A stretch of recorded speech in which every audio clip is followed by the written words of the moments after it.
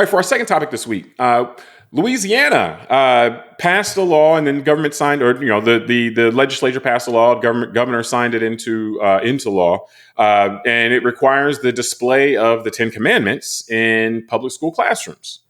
Now, Louisiana isn't the first person to come up with this, or the first state to come up with this. This has been, Kentucky, I know, has tried this several times and gotten struck down by the Supreme Court as unconstitutional because the First Amendment says that governments can't make laws or rules respecting the establishment of a religion. That's the Establishment Clause in the First Amendment. And so, to say the least, it's interesting from a legal standpoint that Louisiana is doing this again, in the sense that, or Louisiana is doing this in the sense that the same thing, more or less, has been found to be unconstitutional.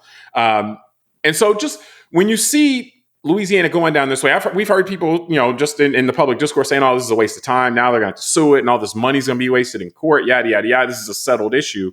What do you think's going on here? What stands out to you as far as Louisiana really going down this road of just passing a state law that said that goes in a direction that the Supreme Court has already said was unconstitutional, and the fight that it's setting up and so forth? I mean, I see several things. I mean, one is in the true spirit of a democracy and the type of society we live in, hey, they have a right, the religious crowd has a right to try and push their case onto the rest of us. So, but is this pushing their case onto the rest of us? Because now let me throw something at you, because this is this is my issue with it. Why don't they, if this is what they want, why don't they just try to overturn the First Amendment? Or again, the Constitution can be amended, the First Amendment. Yeah. And so if this is what they want to do, why isn't there some organized effort with them and like-minded citizens to either take out the First Amendment altogether, just we remember we have amendments that nullify other amendments. There was an amendment of prohibition, and then there's a subsequent amendment that nullifies that. So this can be done. Yeah. If that's the case, why not try to amend the Constitution? Why are we doing this? Well, go ahead. I'll tell the audience, we did a show on this probably like 2 months ago on the historic illiberal forces in American history. And I think it's just an example where I think they believe, whether they're right or not, I don't know, because you're right, maybe they should try it. But I think they believe that would be generally unpopular and it wouldn't carry the 2/3 of the states and the 2/3 of the Congress and the House. So you're saying they don't think it would work? Yeah, right, exactly. So then what are they doing then? So, well, like illiberal forces do, they want to shove it down your throat, right? And and that's what I was going to say. I said, the first answer is more of, hey, they have a right to do this. It's a democracy. They can bring forth, this kind of stuff. Like you said, it'll get challenged in the courts. Well, but see, Tunde, remember, it's a constitutional republic. So if the Constitution says you can't do something, then I don't know that you can keep saying you have a right to do it. Well, that's where I was going next. Is that was the one thing, is me giving that olive branch, saying, hey, you got a right to try stuff, right? The second, though, is where I was going to go, is exactly where you're going, which is this illiberal strain of energy in our country's history. On this side, this example would be on the religious side of some of our population. Just doesn't want to accept the reality that the founding fathers wanted to create a secular nation. And I say that in all recognition that culturally, most Americans are Christian and follow the Judean-Christian culture. Let me tweak something real quick, because I think your point is good. It's not that they wanted to create a secular nation. They wanted to create a secular government. And they weren't really saying that people can't be religious. Remember, it's all about just whether the government established a religion. And so that's the key. I think that's the key piece on what you're saying. But go ahead. No, that's a great distinction. And so, but generally the point is that it's like the idea. I mean, I've said this several times in various shows, that we live in South Florida. This is a lot of Trump country. A lot of people in my neighborhood and around me that have flags that say F Biden on them. And I don't care to bring this up in defense of Biden. What I'm saying is, it's kind of the irony where they don't recognize that their ability to say F the leader of a nation on a flag out in public is extremely rare in this world. And that's defended by the First Amendment, that the government, Joe Biden can't come after these people individually just because they said that. And so I think that it's the same thing with the other pieces of the First Amendment, which is a lot of this fundamentalist Christian right crowd doesn't really appreciate that the freedom of religion and the inability for the government to legislate religion, like you said, the Establishment Clause allows them their right to practice their religion freely, just like it allows the Muslim and the Hindu and everyone else. Or just the different sects of Christianity. Like, yeah, exactly. There have been so many wars fought amongst Christians about, it's this, it's that. And so, like, the whole point was to keep the peace, because the people who wrote the Constitution had seen thousands of years of war, 1,000 years of wars over minor differences in Christianity. And so, I agree. These guys weren't woke, these founding fathers, right? If I can use that term.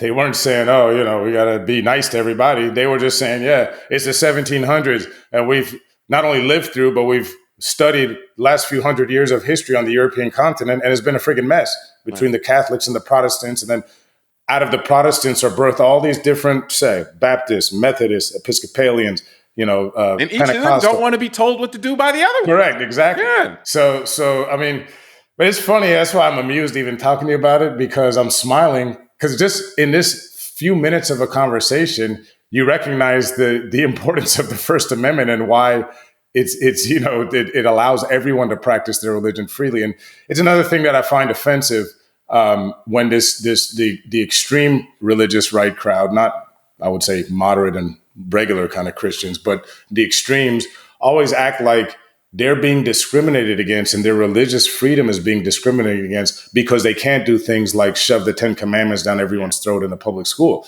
And it's just like, well, you're not being discriminated against. You're being asked not to push your view on everyone else so that they don't feel discriminated against. It reveals that implicitly they believe that they have the right to push everything down other people's throat. And by taking away their right to shove it down your throat, you have discriminated against them. So it kind of reveals what they really think, in that sense. And I just going back to kind of the question I presented to you is like, well, why not just try to amend the Constitution if this is the country you want to live in? Our Constitution, it allows for amendment. To me, that is what is revealing about this, in the sense that we know, at least, okay, the Supreme Court at different times, has said, yes, this is something that is unconstitutional, requiring a law requiring the 10 Commandments to be displayed in a public school classroom. And so you brought up the term illiberal, and that's what's interesting to me about it, is that it all comes together in the sense that we've seen. Now, this is similar to Dobbs, but it's a little different in the sense that what we're doing here is we're saying, okay, it has been determined. Similar to Dobbs, but it's different in the sense that in Dobbs, they were overturning existing Supreme Court precedent. There wasn't something in the Constitution that said, hey, the government's going to no government can make a law restricting abortion. That wasn't in the Constitution, an analog to the Establishment Clause. With the Establishment Clause, there is something in the Constitution that says this, and this has been upheld by various Supreme Courts. So it seems like instead of putting energy and effort towards, and maybe this could succeed. I don't know. I mean, I think that they don't think it would succeed is why they aren't doing it. But instead of putting energy and effort to saying, okay, let's try to take this part out, take the Establishment Clause out of the First Amendment. We're going to try to get, 3/4 of the states and all this other stuff that you got to do to amend the Constitution. And we're going to try to take that part out, and then we can do this all we want, and there's no problem. Instead of doing that, it seems like the goal is to get activist judges that will ignore this part of the Supreme Court, or excuse me, they ignore this precedent of the Supreme Court and this part of the Constitution. So the goal has been over the last, however, and this is why you hear so much about judges and so forth, is to get judges that will essentially just not maintain the Establishment Clause. And so if you read it out of the Constitution without amending the Constitution, you can change the government, you can change the way that the country works. And that seems to be the goal. And that is, that's about as illiberal as it gets. And that's anti-Constitution, that's anti-democracy, that's anti all that stuff. It's just saying, hey, we're just going to ignore this part of the Constitution. Why don't you add the last one? It's anti-American. Anti-American, yeah. Well, American is supposed to be that other stuff, yeah. Well, and because it reminds me as you're talking that, the Founding Fathers, if these people who say they revere the Founding Fathers actually do, they would go and read what they wrote about everything we're talking about. And it kind of reminds me that the mindset of a lot of these folks, similar to what we saw in the immigration debate recently earlier this year. I remember having an argument with a friend, and he was just glued to his media and the misinformation there. And I was telling him how James Langford, who was the Republican senator who wrote the bill, was on TV saying the exact opposite of what my friend was saying. And my friend yelled at me and said that I was wrong and all this. And I'm just like, look, the guy that wrote the bill, who's a Republican, I think I would listen to him over than this talking head. Then I think about things like we've talked on the show about, like the Confederates, right? People like Alexander Stephens, Jefferson Davis. They told everybody what their purpose was with seceding from the Union. But yet we have millions of Americans today that just literally can't bring themselves to that reality and just say, yeah, these guys wanted to secede from the Union specifically over an issue that I don't want to believe the issue was. And so I'm going to spend some time here just quoting someone who people would recognize. He's a pretty famous guy. His name is George Washington. And this was in one of our early treaties with another country. He quotes, "The government of the United States is not in any sense founded on the Christian religion," close quote. That seems pretty direct from the main guy. Then we've got one from a famous letter that Thomas Jefferson wrote to the Danbury Baptists of Connecticut. It's a long letter, but I'll just read here that the whole act of, quote, the whole American people, which declared that their legislatures should make no law respecting an establishment of religion or prohibiting the free exercise thereof, thus building a wall of separation between church and state, close quote. That was Thomas Jefferson. So that's the whole point. Like you're saying, these people don't like that version of America. And what you're saying, you're right. They're going to try and do is manipulate the courts to find the right judges that can look the other way on this stuff because they're unpopular politically. So it's all a projection, just like they project that their opponents are activists and want to do all this crazy stuff.